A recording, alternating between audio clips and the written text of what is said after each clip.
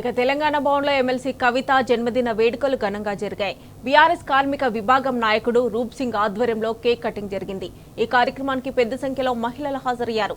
అంతకుముందు బతుకమ్మ పాటలకు మహిళలు డాన్సులు చేశారు. కవిత ప్లకార్డులతో పాల్గొన్న మహిళలు లాంగ్ లీవ్ కవిత అంటూ నినాదాలు చేశారు. అనంతరం కేక్ కట్ చేసి కవితకు ఘనంగా జన్మదిన శుభాకాంక్షలు తెలియజేశారు.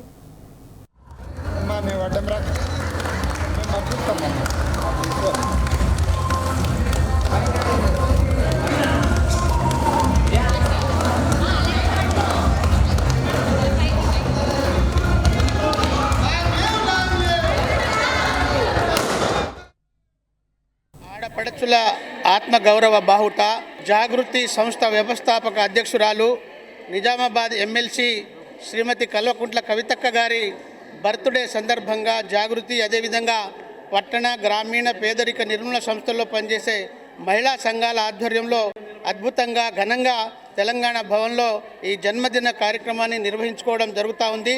సమైక్యవాద రాష్ట్రం యొక్క పాలకుల నిర్లక్ష్యం వల్ల, పాలకుల కుట్రల వల్ల తెలంగాణ సంస్కృతి సాంప్రదాయాలన్నీ కూడా సమసిపోయినవి.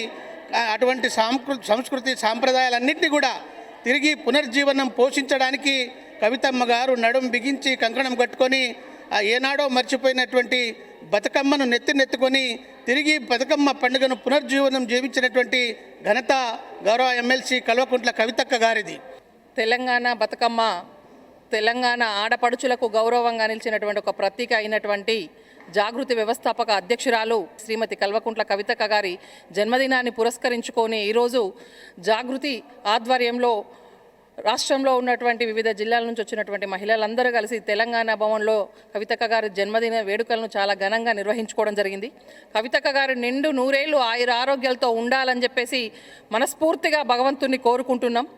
అక్కగారు ఆరోగ్యంగా ఉంటే వారిని చూసి వారి స్ఫూర్తితోటి లక్షల మంది మహిళలు ఒక నాయకులుగా తయారవడానికి తెలంగాణ రాష్ట్రం ఆదర్శంగా నిలిచింది. ఎందుకంటే ఒకప్పుడు తెలంగాణ రాష్ట్రంలో ఉన్నటువంటి మహిళలు కేవలం ఇంటి పనికి, వంట పనికి పరిమితమైనటువంటి మహిళలు తెలంగాణ ఉద్యమంలో ముందుకొచ్చినటువంటి కవితక్క గారిని ఆదర్శంగా తీసుకొని ఎంతోమంది మహిళలు ఉద్యమంలో పాల్గొని ఈనాటి వరకు ప్రతి ఒక్క చోట గ్రామీణ ప్రాంతం నుంచి మొదలుపెట్టుకుంటే రాష్ట్ర వ్యాప్తంగా వరకు అన్ని చోట్ల అన్ని రంగాలలో కూడా మహిళలు ముందున్నారంటే దానికి కవితక్క గారిని ఆదర్శంగా తీసుకోనని చెప్పేసి మేమందరం తెలియజేస్తున్నాము.